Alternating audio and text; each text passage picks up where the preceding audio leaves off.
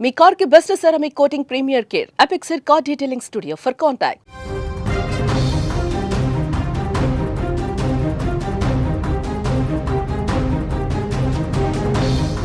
రాష్ట్రానికి మరో తుఫాను ముప్పు పొంచి ఉంది. ఆగ్నేయ బంగాళాఖాతంలో శనివారం అల్పపీడనం ఏర్పడేటువంటి అవకాశం ఉందని వాతావరణ శాఖ తెలిపింది.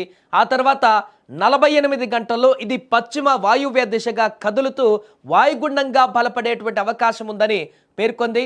నైరుతి బంగాళాఖాతంలో తుఫానుగా బలపడుతుందని కూడా నిపుణులు అంచనా వేస్తున్నారు.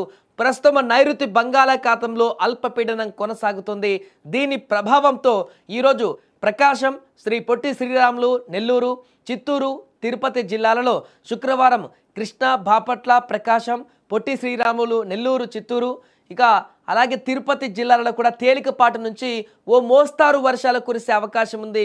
ఇక రేపు కృష్ణా, బాపట్ల, ప్రకాశం, నెల్లూరు, చిత్తూరు, తిరుపతి జిల్లాలలో అక్కడక్కడ తేలికపాటి నుంచి మోస్తారు వానలు కురిసే అవకాశం ఉందన్న విపత్తుల నిర్వహణ సంస్థ ఈ రకంగా తెలిపింది. అలాగే రాష్ట్రంలోని పలు ప్రాంతాలలో శని, ఆదివారాలలో ఈ యొక్క మోస్తారు నుంచి తేలికపాటి వర్షాలు, మంగళవారం కొన్ని చోట్ల భారీ వర్షాలు కురిసేటువంటి అవకాశం ఉందని కూడా అమరావతి వాతావరణ కేంద్రం తాజాగా పేర్కొంది.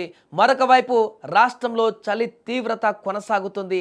ఏజెన్సీ ప్రాంత ప్రజలు దీంతో గజగజలాడిపోతున్నారు. మంగళవారం రాత్రి అత్యల్పంగా అల్లూరి సీతారామరాజు జిల్లా మాడుగులలో 4.6 డిగ్రీల ఉష్ణోగ్రత కూడా నమోదైంది. ఈ సీజన్లో ఇదే అత్యల్పం కావడం గమనార్హం.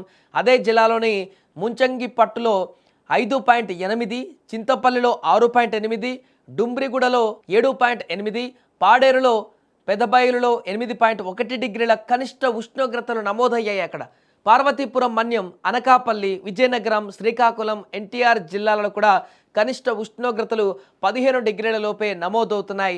దీంతో అక్కడ ఉన్నటువంటి ప్రజలందరూ కూడా ఈ యొక్క చలి తీవ్రతకు వణికిపోతున్నారు. ఇంకొన్ని రోజుల పాటు ఇదే రకమైనటువంటి చలి తీవ్రత కూడా ఉందంటూ చెప్తున్నారు. ఈ నేపథ్యంలో ప్రజలు అప్రమత్తంగా ఉండాలంటూ కూడా చెప్తున్నారు. దానికి తోడు ఇప్పుడు అల్పపీడనం తుఫానుగా మారేటువంటి అవకాశం కనిపిస్తున్న నేపథ్యంలో మరొకసారి దాని తీవ్రత అధికంగా ఉంటే కనుక ప్రజలు మరొకసారి అలర్ట్ కావాల్సిన పరిస్థితి ఉంది.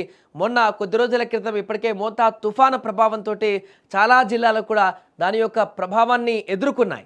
ఇప్పుడు మరలా అంత భారీ స్థాయిలో కాకపోయినా వర్షాభావ పరిస్థితులు అయితే అధికంగా ఉండే అవకాశం ఉంది. కాబట్టి ప్రధానంగా ఇప్పుడు చెప్పుకున్న కొన్ని జిల్లాలలో అయితే దాని ప్రభావం మరింత ఎక్కువగా ఉంటుంది. కాబట్టి ఆ జిల్లాల ప్రజలు అప్రమత్తంగా ఉండాలి. దీంతో పాటు విపరీతంగా పెరిగినటువంటి చలి తీవ్రత కూడా ప్రజలు అప్రమత్తంగా ఉండాల్సిన అవసరం ఉంది. దీని కారణంగా ముఖ్యంగా చిన్నపిల్లలు, మహిళలు, వృద్ధులు ఈ యొక్క పెరిగిన చలి కారణంగా ఆస్తమా లాంటి ఉన్నటువంటి వ్యక్తి అయితే మరీ జాగ్రత్తగా ఉండాల్సిన పరిస్థితి ఉంది.